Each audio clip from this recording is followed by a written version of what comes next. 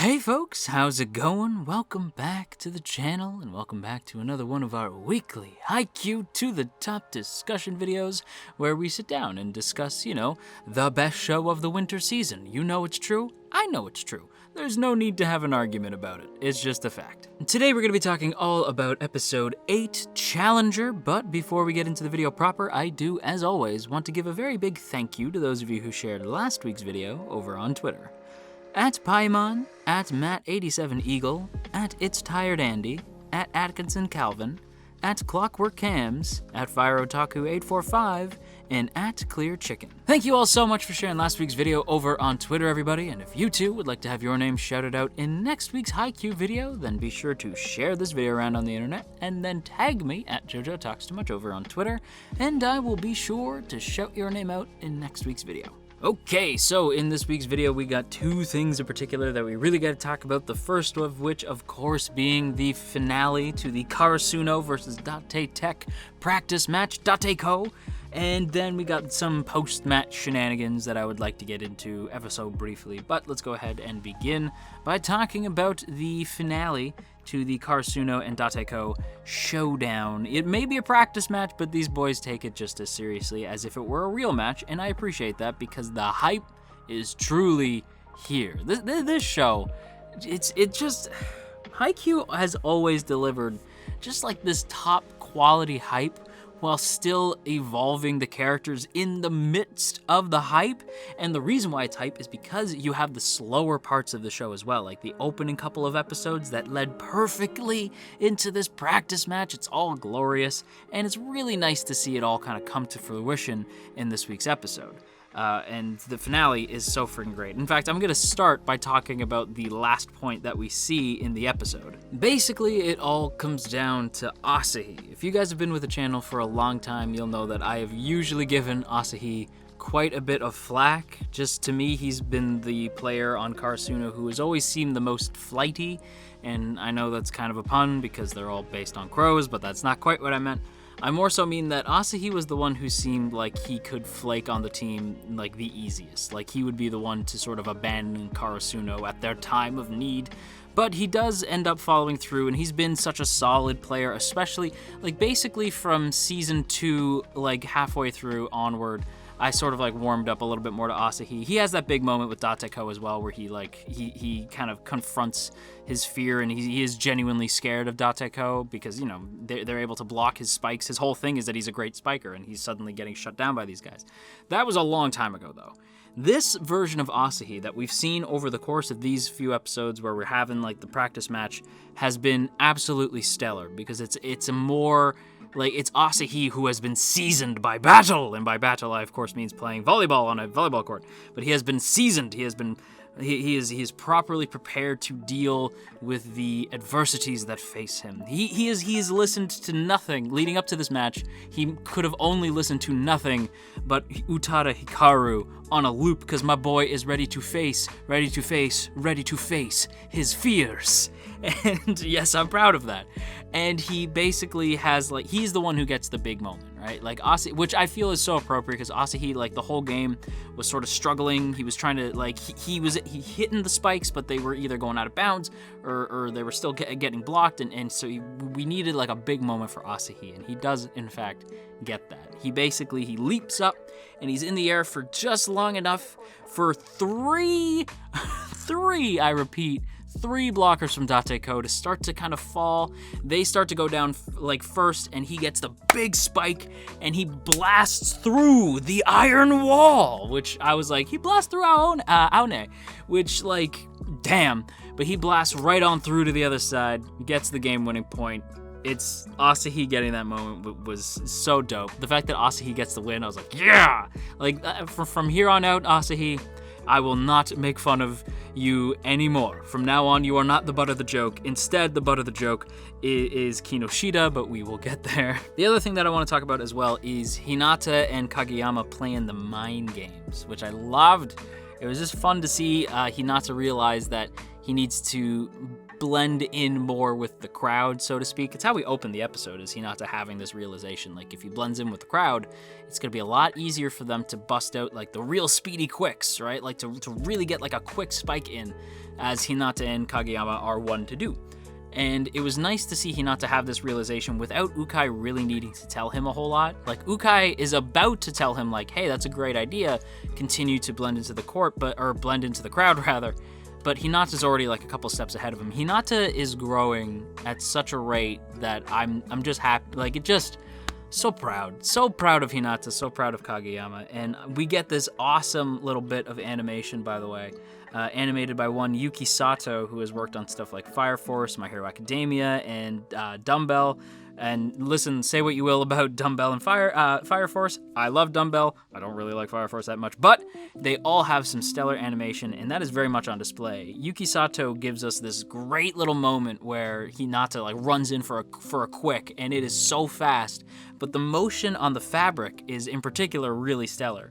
Yuki Sato has a way with like really detailed animation that actually has like an emphasis on the flowing movements of fabric. It just looked really, really dope. I loved seeing like the jerseys kind of like flowing. It just looked really, really great. It was stellar. Loved seeing it. Loved Hinata. Anytime Hinata and Kageyama are playing mind games, everybody else playing checkers, they're playing chess. It's always a good time. To round up the Dateko versus Karasuno match, I want to talk very quickly because it's going to lead us nicely into some post-game shenanigans. But I want to talk about Kinoshita, who actually gets a decent amount of shine in this week's episode. It's always a surprise to me whenever say, like, Enoshita gets some spotlight. So to see Kinoshita getting some spotlight, that was a genuine surprise. Because he is one of the 3 characters who are on Karasuno, but don't get a whole lot of shine. Enoshita, I have a feeling, will likely get shine at some point, since he's probably going to become, like, the next captain after Daichi leaves. And Kinoshita, I don't really know what his place on the team was for the longest time. Him and the other guy, I don't really know what they do. Like, it just kind of feels like they're there to sub in if need be. But Kinoshita actually gets a decent amount of shine. When Ukai is looking for somebody to swap Suki with, because Suki's really running out of breath, he actually, like, he's looking at Yamaguchi, but then decides to go with Kinoshita, basically pulling that move that every teacher did to me in high school, where some other kid would have their hand up and I'd be looking down at the desk because I didn't know the answer, but they still called on me anyway. Don't know why that makes sense, but I'm sure Ukai knows what he's doing. But he calls on Kinoshita, who was very clearly trying to hide, a fact of which that Ukai literally gives him shit for later and says, like, look at that, you scored a point. See, you didn't even need to hide. By the way, the next time I catch you hiding, when I'm trying to call on somebody to go on the court, I'm going to make sure that you're sitting right beside me the whole game. You got it? Which is like, damn, Ukai getting like real strict. He's turned into a strict teacher, but at the same time, it's fun. And Ukai this entire season has been like on his A game. Like, I've been loving Coach Ukai like this entire season. I usually like Ukai anyway, but like it's just nice to see him get some time to kind of, you know, properly coach them. Like, actually teach these kids, like, hey, don't always be hiding because you have a lot of talent. Like, you shouldn't hide from that. You should be proud of that. And I feel like that kind of gets to Kinoshita a little bit, because in the post game, we actually see that he's like genuinely really solid at the jump float serve. And he actually is able to kind of like trick Noya, like with the jump float serve. Like, Noya is not really able to receive his serve. And so like we're starting to see that Kinoshita actually has a decent amount of skill, and it's enough to actually scare my boy Yamaguchi, which I gotta admit was a little bit funny, because I was like, no, Yamaguchi, you're a boy. You know, you're the precious one. Like, nobody's replacing you. You're still like the pinch server. Don't worry about it. But I like that he was nervous, right? Because he's like, how come Kinoshita gets to like practice with Noya, and how come like his serves always go to the same spot? Mine always kind of screw up, and Suki's just like, dude, relax.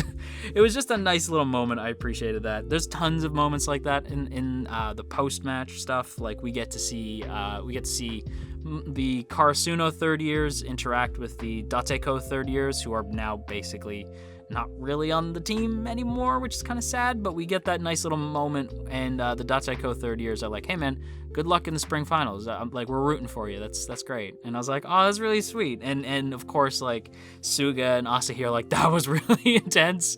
Like, they're still intimidated by them, which I thought was really fun. Aone and Hinata having like that stare down and then the bow, great stuff. Lots of like fun interactions. I really dug actually Kogane and Kageyama talking as well, like basically giving each other pointers because they play the same position, right? So of course that these two would talk, but their personalities are so different that it was genuinely really fun to see these two interact, and a lot of like Kageyama's like inner thoughts just kind of went right over Kogane's head because he's not used to reading Kageyama like a book like Karasuno can. It was fun. I also really loved seeing Hinata's ultimate lonely passing drills. Lots of really great character stuff following the match with Dateiko.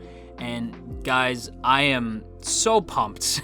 I am so pumped up after this match. Like this is that shot of adrenaline that the show, I don't want to say needed, but was leading up to. Because everything that happened prior, like all of the training camp stuff, led so nicely into this practice match. And it just felt so, like this entire season felt needed after the pure, unadulterated hype that was season 3. To the Top feels like a much needed like resurgence and reminder on why we all fell for Haikyuu in the first dang place. With that said, if you can't tell, I'm giving this one another cup of Earl Grey, just top tier, the warmest cup of Earl Grey you can possibly get. So good. And with that said, that is a wrap on today's video. So I hope you guys enjoyed. If you did, then go ahead and hit that like button, maybe even consider sharing the video around on the internet, and go ahead and hit that subscribe button if you want to stick around and see more content from me. And if you do, be sure to click on that bell icon so that you'll know immediately when a new video of mine comes out. And if you want to go above and beyond, then consider checking out our Teespring store and grabbing yourself a mug, or checking out our Patreon page, which really helps support the channel. And speaking of our Patreon page, I want to give a big thank you to those of you who support the channel over on Patreon. Andrew W., Calvin A., Crowbar of Irony, Daniel G., Digger the Fox, Emily, Ionos, Urza, Ginkotaku, Godzilla Fan, No For Nothing, Maria Teresa, Marshall B, Mirth Mouser, Cell, Shadow Creative, Stephen G, Sakochi, Tristan G, and Veridin. A huge thank you to all of you who support this channel over on Patreon, and if you too would like to join the T Squadron, then be sure to check out the link in the description to check out our Patreon page and get access to our Patreon exclusive Discord for as little as $1 a month. And with all that said, I want to once again thank you guys so much for watching. I hope you have an awesome day, and if you are feeling stressed out today, then you go have yourself a warm cup of tea, and I will talk to you all again real soon.